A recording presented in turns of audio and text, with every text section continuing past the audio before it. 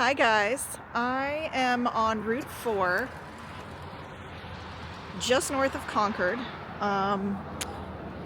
in this nondescript little parking lot off of a rail trail that leads you to one of my favorite, not that well known historic sites in the area, about a subject that fascinates me, I'm passionate about, I absolutely love, I have done several deep dives on, and I cannot wait to tell you about the story about one of my favorite heroines of early America. And we are going to check it out, and I will give you the scoop as we go along here on this very frigid day. It's almost Thanksgiving. The weather is changing. Snow may be in the forecast for next week. Keep you updated on that. So throughout the area, they have these cool things called rail trails. Essentially, it's old rail lines that they've converted into trails for folks to bike and walk, hike, and such. They're all over New Hampshire, and they're all a little different. They're quite nice. Some of them connect and are very, very long. Right now, we are here in Boscawen, just north of Concord, the capital city. And it goes quite a long ways, but the parking lot was up there. We are going to just connect into this little section here, and you might see in the distance here a preview of things to come. This is the Duston Memorial to a fascinating, amazing lady. So as part of the 9 Years' War, starting with King Philip's War and then going into King William's War, there was terrible raids. I've talked about this before in some of my videos. I don't like being up on this platform. Heights. There were horrible raids on what would have been the frontier. And there was a family called the Dustons that were living in Haverhill, Massachusetts. Not that far from here. It's close to the New Hampshire border. And Thomas Dustin was a farmer. His wife Hannah, they had, I think, 5 children. And they were just going about their lives. They lived in, what would have been a frontier village. And most of the people were, Puritan settlers. And things were very, very rough. And I think this story is amazing because it really highlights just how much turmoil we had in early America and how much we have to be thankful for. This week with Thanksgiving coming and all the time, really, it's an amazing country, but like I say, often the past is even stranger than fiction, and just telling the truth and telling the stories of what happened is crazy enough and doesn't really need embellishment. And I think the Hannah Duston story certainly highlights that. So Hannah Duston actually came from relatives who, oddly enough, through a twist of fate, some of them were accused in the Salem witch trials in the years earlier, but were not convicted, thankfully. She met Thomas, the farmer. They had a family, and in 1697 there was a horrible raid in Haverhill, Massachusetts as part of King William's War. A little background on the war itself. So, part of the problem was you had different Indian nations warring with each other and getting involved with the French and the British, or Americans, soon to be American, but we were under British law at the time. We were all British at once, if you were here. And both of the tribes, the Iroquois, the Algonquin, they used the French and they used the British to drive a wedge and acted like they were really, for lack of a better word, in bed with them.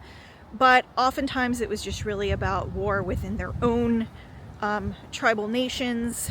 These were long-going disputes that they got intertwined in, and then having bigger governments and unsettling of French Quebec with, the border with Maine, and then going into the areas that would have been the Massachusetts Bay Company. You had a lot of war and a lot of fighting. It's kind of complicated, but basically the tribes and the official governments were all at war because there was land disputes, border disputes. The French were worried about us getting a foothold and trying to expand our borders, which we were, And the British were like, okay. So there was a peace treaty signed after King Philip's War, but they were not maintained. So it spiked off again, went into King William's War, and the Indian raids continued, and in a lot of ways just got worse during that time. So in 1697, this lady was in front of her home in Haverhill, Massachusetts. Her husband was doing some things on the farm and away. He was also a very good builder and kind of a pillar of the community. He was away with the other children. She had just given birth. She had a newborn baby. And I think the baby's name was Martha. If I remember, was it Martha? Yeah. And she was taken in a raid. I believe it was 37 townspeople that were killed in this raid, half of those being children, like little children, like, you know, under the age of 13. So it was devastating. A lot of the murders were very gruesome. There was scalping, torture, things like that, even with the children. And Hannah was taken.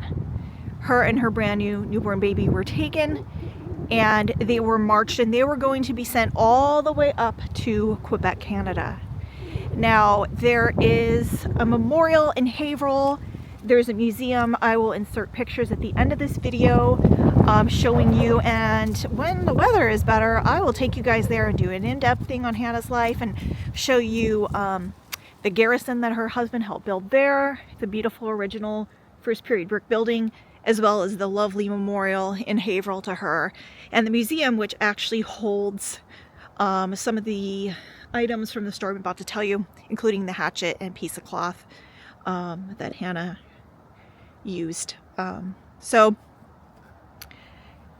anyways, she was taken, her and her baby, and brought up to this area, and the ultimate goal was to get to Quebec, Canada.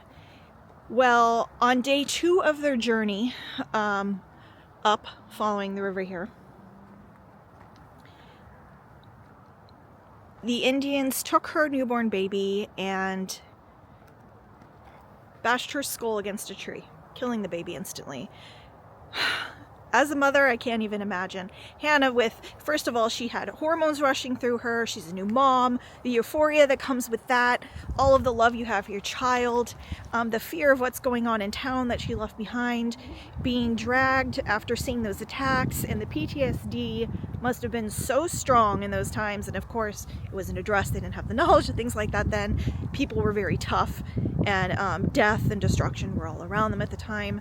Can't stress enough, that's like, you know, these people paving the way for us, and just that's what I want you guys to understand, is like the heartache that often came with what we have now and how much we are thankful for, because these people really oftentimes had a crazy go of it. So Hannah is brought here, her baby is dead, she's devastated, she's really worried about what's going to happen, and the group started to splinter off. So a different group of natives came and took them and brought them here to this actual spot in Boscawen, New Hampshire. And her and a gal named Mary, who came from a different village, and a boy who was taken in Worcester, Massachusetts, who was only, oh gosh, I think he was 12 years old, and his name was Samuel.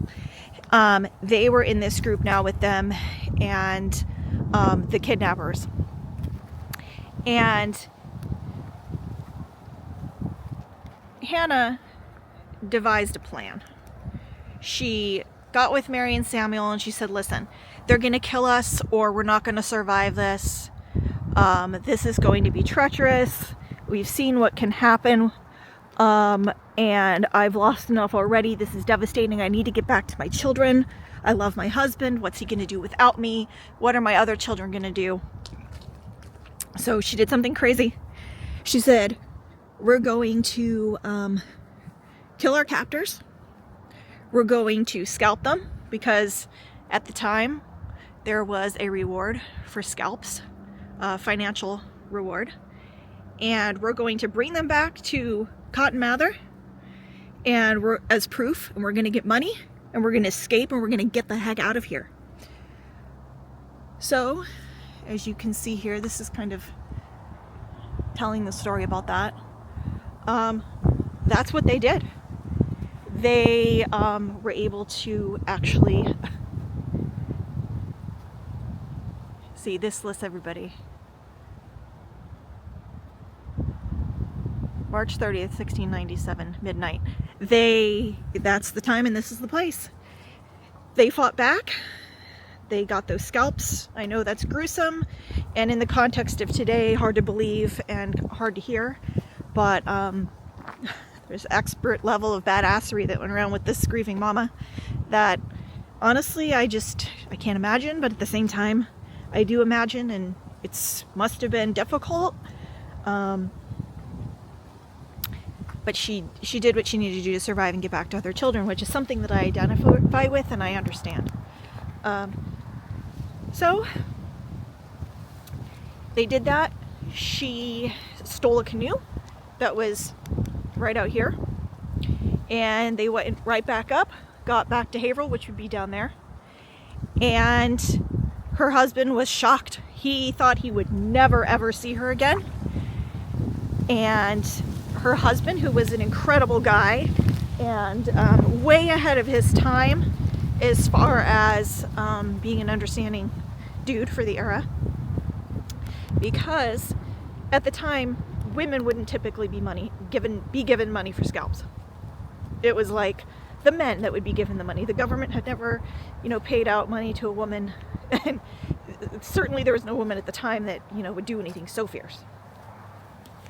So the husband took Mary, his wife Hannah, and the young boy Samuel, marched them right up to Boston, delivered the scalps, and demanded that the money actually be given in her name. It was customary that the money would be given to him, and he said, no, my wife is the one that had to endure this. She's the brave one. She's the one who saw her newborn child, brains bashed against a tree, horrifying. You give the money in the honor to her. And it actually happened. And a lot of firsts with this story. The memorial statue in Haverhill, which, like I said, I will insert a picture,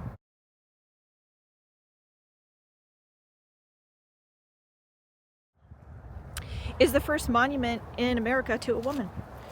And I think that's kind of amazing. And the hatchet that she used to initially fight back her attackers is actually in a museum in Haverhill. And the cloth, which interestingly enough happens to be like a piece of tartan, that she wrapped the scalps in, is also in that museum, which is crazy to me, like amazing piece of the past. So you can go and see yourself. And her story lives on here through this monument at the site of her revenge escape, their demise, and her amazing survival story, and the monuments up the river in Haverhill. So I just wanted to show you guys this. I hope that all makes sense. I hope that I explained just how amazing the story was. I mean, amazing for any time, but certainly for early America, for a woman to do what she did. I don't know if any of you guys are fans of the show Outlander, the series, or the books. We certainly are, and it reminds me of something that would almost be in there. It's almost too amazing to be true, but it's definitely true. We have first-hand documentation of this, diaries, official letters. Cotton Mather himself interviewed Hannah and wrote down word for word everything she said, her details, and backed that against Mary and Samuel. Oh, Mary and Samuel went on to go back to their hometowns and live really good lives. Samuel had 5 children, 5 or 6. Married, had a good business, lived out the rest of his days. He was known as the hero and survivor. Mary went back to her family. She was a little older already, but and Hannah, by the way, was 40 years old when this happened, when she had the baby and was captured and escaped from here. So I don't know. I was gonna say not a spring chicken, but I'm not gonna say that because that's actually younger than I am right now. A little bit younger than I am right now, but close to my age. So who says I'm not a spring chicken, right? But she wasn't young, especially for the time. Colonial America, by 40 you were like oftentimes 1 foot in the grave already, just because disease and life expectancy was not what it is today. Today 40 is the new 20, I say, but not that. So I am freezing. My nose is running. My hands are gonna fall off. And you might have to erect a statue to me in my honor, because I came and made a video when it feels like 20 degrees out here. And I'm not trying to have my own survival story. So I think that is gonna do it for today. We actually are out running errands, going to some shops and such. Well, we don't have the boys with us, but whenever I'm in this area, I always stop at the Hannah Duston Memorial and thought, gosh, this is a great story of survival, thankfulness. What a victorious woman can do. Oh, another interesting tidbit. So it's said that Hannah Duston, though she had Puritan ancestry, she herself was not a particularly like religious woman or a woman of strong faith before the incident of 1697. But I find it really interesting that it's documented that after the attack, when she went home, one of the first things she wanted to do was be baptized. And it's said that her faith was really strong after that, after everything she had been through and surviving the attack and the loss she had suffered in seeing the attack and all that. She grew closer to God and decided to be baptized as a 40-year-old adult woman. And I think that that says a lot and is really interesting. And here is the official New Hampshire State Historic Road marker on the side of the road, kind of showing you what happened. Also, I'm in the parking lot, and this truck over here has a Blackbeard. Can you guys see that? Kind of random. They have a Blackbeard pirate flag, so we better watch out, because apparently Teach is around and we might be looking for some booty. Said I'm freezing and my hands are gonna fall off and not allow me to hold the camera anymore, so I hope you guys enjoyed.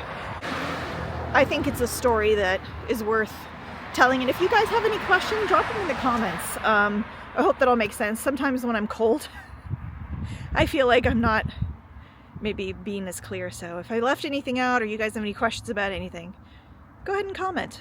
As always, I'm willing to chat about this stuff all day long. So, all right, guys. Like Patrick Henry, I know no way of judging the future by the past.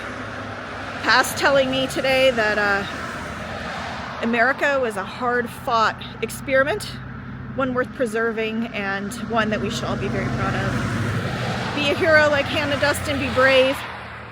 Be of good heart. Be of courage. Happy Thanksgiving. Have a good time with your families. Much love. Drop a like. See you guys soon.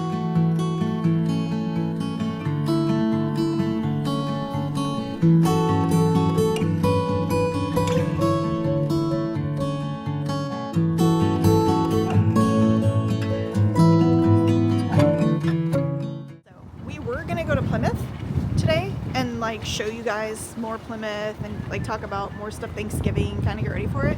But do you see this weather? Like with the wind chill, it seriously, depending on where you go, feels like it's between 20 and 30. And we just decided that it would not be that fun. But look at this retro vintage Christmas tree that they put up in this parking lot here. I love that. Reminds me of like when I was a kid they did that. Anyways.